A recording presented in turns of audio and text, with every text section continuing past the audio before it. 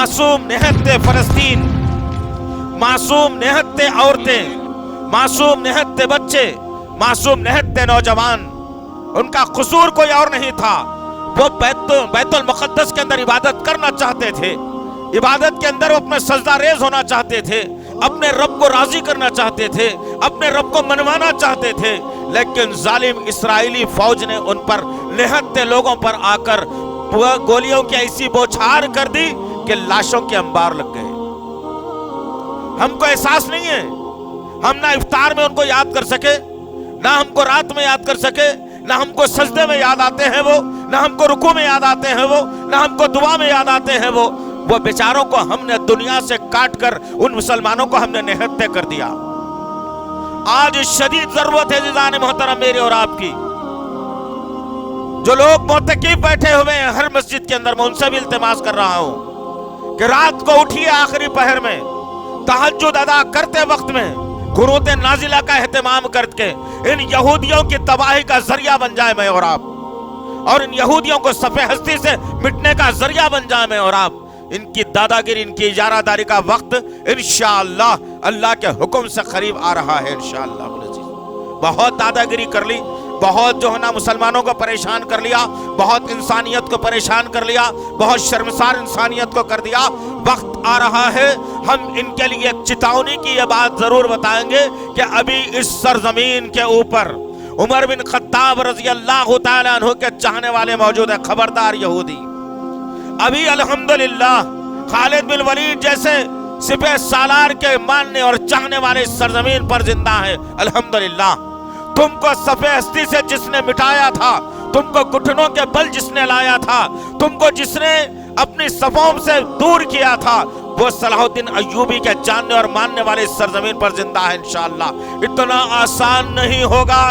कि मुसलमानों को परेशान किया जाए, इतना आसान नहीं होगा कि मुसलमानों में तितर बितर किया जाए, इतना आसान नहीं होगा कि मुसलमानों की सफ़ों में इंतशार किया जाए। तुम चलाओ, कितने गोलियां चला सकते हो, लेकिन याद रखना अबाबिल जैसे परिंदों ने काबे की हिफाजत की थी, और अल्लाह उम्मत मोहम्मदिया के हर बेटी और बेटे को, हर नौजवान और हर बुजुर्ग का बाबिल बना के बैतुल मुक़द्दस की हिफाजत के लिए रखेगा इंशाअल्लाह।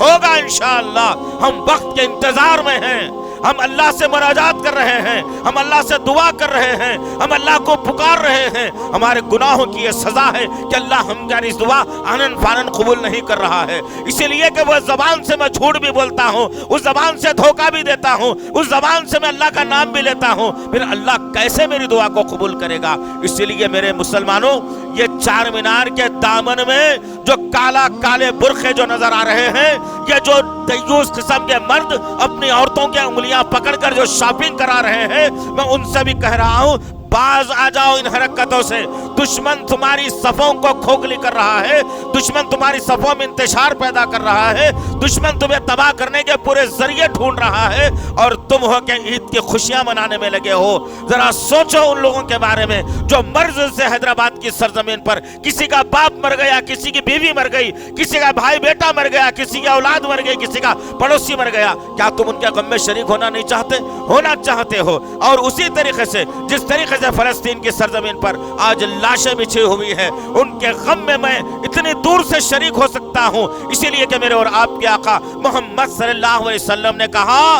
कि मुसलमान दुनिया में किसी कोने में रहो, वो एक जिस्म के मानिंद है। अगर उसकी एक उंगली को अगर जख्म होता है तो उसका सारा जिस्म बुखार में मुब्तला होता है। यही कैफियत अल्लाह के नबी सल्लल्लाहु अलैहि वसल्लम ने बताई और कहा कि दुनिया के किसी खित्ते के अंदर कोई मुसलमान अगर परेशान हो जाता है या वो गमज़दा होता है तो दुनिया के सारे मुसलमानों को उसके गम में शरीक होना चाहिए। हम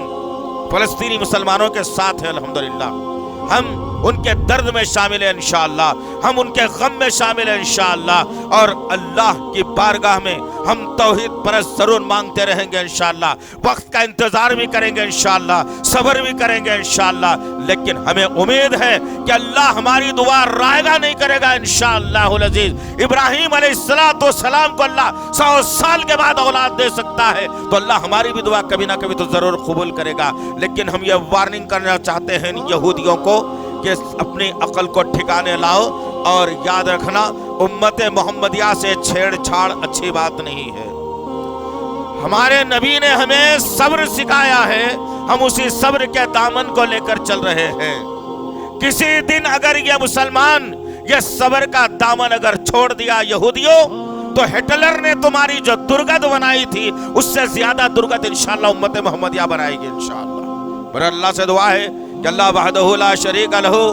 اللہ معصوم فلسطینیوں کی حفاظت فرمائے، اللہ معصوم بچوں کی حفاظت فرمائے، اللہ معصوم بہنوں کی حفاظت فرمائے، اللہ معصوم بزرگوں کی حفاظت فرمائے، اللہ نہتے نوجوانوں کی حفاظت فرمائے، اللہ یا اللہ بیت المقدس کی حفاظت فرمائے، اللہ بیت المقدس کی حفاظت فرمائے، اللہ بیت المقدس کی حفاظت فرمائے، اللہ یا اللہ یہودیوں کو نیست و نابود کر دے میرے پاک پروردگار، یہودیوں کو نیست و نابود کر دے میرے اللہ، یہودیوں کو نیست و نابود کر دے میرے اللہ، یا اللہ یہودیوں کے عزائم کو پاش پاش کر دے میرے اللہ، یہودیوں کے عزائم کو تباہ و برباد کر دے میرے اللہ، یا اللہ ان کے ہتھیاروں کو زیرو کر دے میرے پاک پروردگار، ان کے ہتھیاروں کو زیرو کر دے میرے پاک پروردگار، ان کے ہتھیاروں کو ٹھنڈے کر دے میرے پاک پروردگار، یا اللہ جو کوئی اسلام کی دشمنی اپنے سینے میں رکھتا ہے، ہمارے سینوں کو ٹھنڈے کرنے کے لیے، ہماری آنکھوں کو ٹھنڈے کرنے کے لیے ایسے ظالموں کو نیست و نابود کر دے، یہ زمین دوست کر دے میرے پاک پروردگار۔ تجھ کو تیرے تمام ناموں اور صفات کا واسطہ ہے،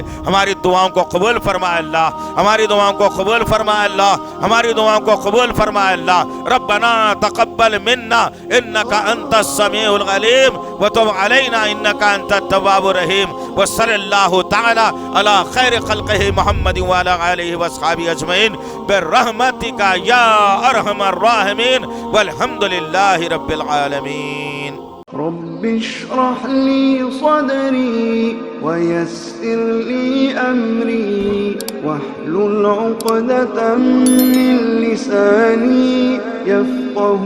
قولي رب اشرح لي صدري ويسر لي أمري واحلل عقدة من لساني يفقه قولي